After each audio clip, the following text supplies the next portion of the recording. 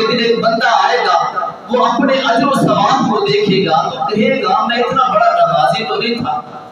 اور میں تو اتنا بڑا متقی عابد و زاہد بھی نہیں تھا، لیکن میرا اتنا بڑا اجر۔ اللہ فرمائیں گے وہ جو تو نے دنیا میں دعائیں مانگی تھی وہ دعائیں میں نے دنیا میں قبول نہیں کی تھی، لیکن تیرے مانگنے کو میں نے رد بھی نہیں کیا تھا، میں نے اسے جمع کر لیا تھا اور میں نے یہ کہا تھا آخرت میں اپنے اس بندے کو اس کا اجر عطا فرماؤں۔